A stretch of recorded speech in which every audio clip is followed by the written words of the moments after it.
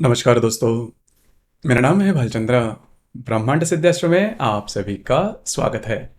आज के इस वीडियो में हम चर्चा करेंगे धनिष्ठा नक्षत्र की जो स्त्री है वह प्रेम में या फिर रिलेशनशिप में उनकी मान्यताएं किस प्रकार के होते हैं, उनके विचार किस प्रकार के होते हैं, दृष्टि किस प्रकार की होती है, उनका संपूर्ण व्यक्तित्व किस प्रकार का होता है, सभी के बारे में डिटेल में चर्चा इस वीडियो में हम करने वाले हैं।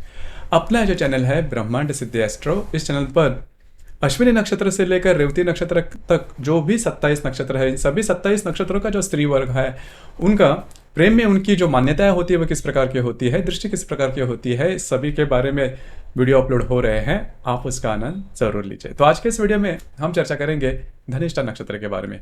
धनिष्ठा नक्षत्र के बारे में अगर कहा जाए तो धनिष्ठा नक्षत्र के जो टोटल 4 चरण होते हैं उनमें से 2 जो चरण है वो मकर राशि में आते हैं और बाकी बचे जो 2 चरण है वो कुंभ राशि में आते हैं। उसी प्रकार इस नक्षत्र के बारे में एक जो बात है वो बहुत ही ज़्यादा फेमस है कि यह जो नक्षत्र है वो महाभारत में जो भीष्माचार्य थे उनका यह नक्षत्र है। तो आप सभी को पता भी होगा कि उन्होंने ली वो प्रतिज्ञा भीष्म प्रतिज्ञा से ही ज़्यादा प्रसिद्ध है।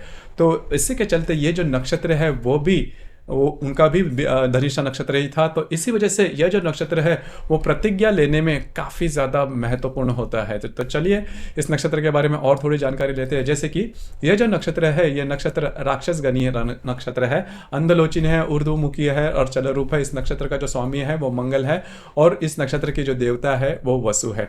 तो सबसे पहले जैसे मैंने कहा कि इसके पहले के एपिसोड में भी मैंने कहा था कि जो भी राक्षस गणीय नक्षत्र होते हैं वो काफ़ी फेमस होते हैं, मतलब उनके जो अनुभव होते हैं वो हमेशा दिखते हैं। जैसे कि मनुष्यगणित नक्षत्र या फिर देवगणित नक्षत्र के बारे में अगर देखा जाए होते वो भी अच्छे हैं, लेकिन इनके जीवन में जो भी बातें होती है वो खुलकर सामने नहीं आती, बहुत डार्क रूप में सामने नहीं आते, प्रखर रूप में सामने नहीं आती। लेकिन राक्षसगणित नक्षत्र में ये बातें खासी होती है, मतलब कि हर एक करीबन राक्षसगणित नक्षत्र में कोई ना कोई बात तो ऐसी होती है जो कि आप अनुभव कर सकते हो, वो व्यक्ति भी खुद से वो अनुभव कर सकता है। और इनमें जीवन जीने की जो चाह होती है वो ज़बरदस्त होती है। चाहे प्रॉब्लम कॉम्प्लिकेशन कितने भी मोटे क्यों ना हो, कितने भी ऑपोज में क्यों ना हो, वो खुद के बलबूते पर 2 हाथ करके जो भी बातें हैं वो सेटल डाउन कर लेते हैं। उसके लिए जो ऊर्जा होती है, जो आत्मविश्वास होता है वो इस मतलब राक्षसगणित नक्षत्र में बहुत ही अच्छा देखा जा सकता है। तो उसी प्रकार का यह भी नक्षत्र है धनिष्ठा नक्षत्र।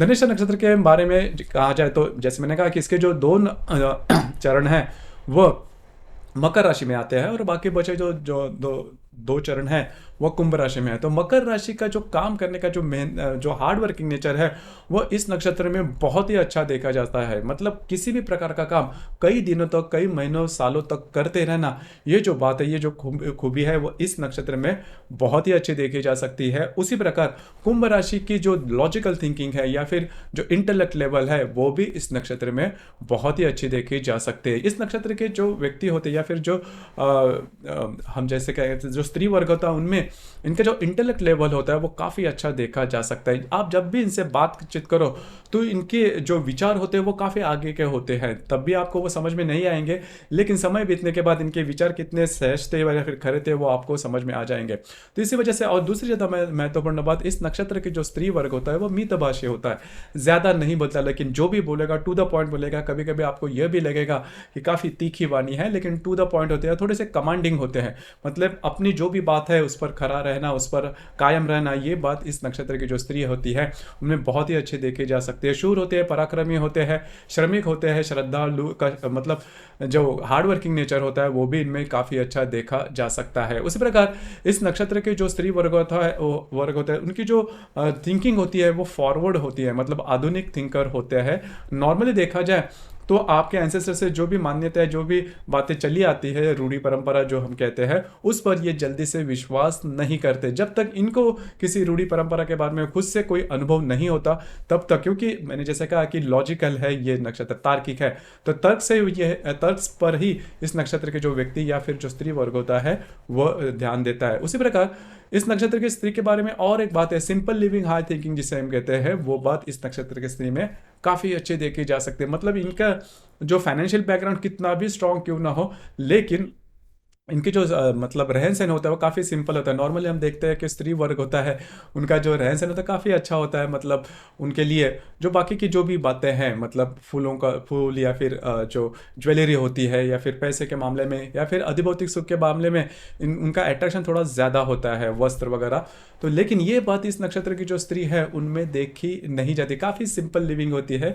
लेकिन इनके जो विचार होते हैं वो काफ़ी इन डेप्थ देखे जा सकते हैं। बाकी जो बातें हैं, नीटनेस क्लीननेस, वो उनमें काफ़ी अच्छा देखा जा सकता है। इंटेलेक्ट लेवल भी काफ़ी अच्छा देखा जा सकता है।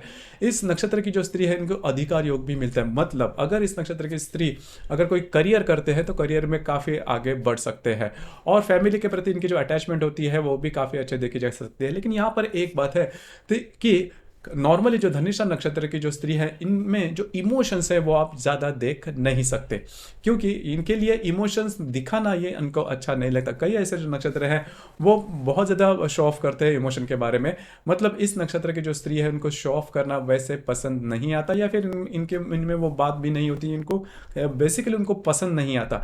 इमोशंस तो होते हैं लेकिन इमोशन का बहुत ज़्यादा उसको पेंट करना ये इनको पसंद नहीं आता, जो कि वैसे देखा जाए तो अच्छी बात है। लेकिन स्त्री वर्ग में ये बात नॉर्मली देखी जाती है, जो कि इस नक्षत्र में देखी नहीं जाती। लेकिन अच्छी तरह से अगर आप इस नक्षत्र को समझ लें तो फिर इनके जो भी बातें हैं वो आपको समझ आएगा, क्योंकि नॉर्मली इस नक्षत्र की जो स्त्री होती है उनमें यही बात होती है कि थोड़े से एरोगेंट होते हैं, उनकी वाणी थोड़ी तीखी होती है, या फिर इमोशंस इनमें थोड़ा कम होता है, हमेशा थोड़े से सीरियस दिखते हैं और खुद के बलबूते पर आगे बढ़ते हैं, किसी से एडजस्ट नहीं कर पाते। ऐसी कई प्रकार की खामियां इस नक्षत्र की स्त्री के बारे में बोली जाती है, वो असल में नहीं होती। यदि आप ठीक ठाक इसे समझ लो तो आपको किसी भी प्रकार के प्रॉब्लम नहीं आएंगे। तो जैसे हम चर्चा करते हैं कि इस नक्षत्र की यदि स्त्री आपके रिलेशनशिप में है तो थोड़ा सा तीखापन इनमें आपको देखा जा सकता है, क्योंकि देखिए ये इस नक्षत्र की जो स्त्री है वो सीधे सीधे चलने वाली होती है, और जो जैसे भी आपने इनके सामने प्रेजेंट किया है तो आपका जो खरापन है वो हमेशा सामने रहना चाहिए। ये बात बहुत ज़्यादा महत्वपूर्ण है। कई भी उनको लगता है कि आप में थोड़ा सा अलग सापन आप दिखा रहे हो, या फिर जैसे आप पहले थे उससे कई अलग हो, तो फिर इनमें देखिए जैसे मैंने शुरुआत में कहा कि यह जो नक्षत्र है वो भीष्म प्रतिज्ञा करने वाले भीष्माचार्य जी है, उनका नक्षत्र है। तो इस वजह से अगर इस नक्षत्र की स्त्री ने कभी ना कर दी रिलेशनशिप में तो हाँ कभी नहीं करेगी, काफ़ी एक्सट्रीम पर फिर सोचेगी। तो ये बात इनमें देखी जाती है। तो जो भी बातें हैं आप में जो भी आपने जो भी दिखा है शुरुआत से उसी पर अगर आप कायम रहते हो तो, और इस नक्षत्र की जो स्त्री है वो आपको पूरी तरह से जो फ्रीडम है वो भी दे देगी। थोड़ी सी चिकित्सक रहती है लेकिन पूरी तरह से फ्रीडम भी दे देगी, और आपकी जो पूरी रिस्पॉन्सिबिलिटी है वो अपने कंधे पर लेगी और आगे चलेगी। और खास ये बात खास करके देखी जा सकती है।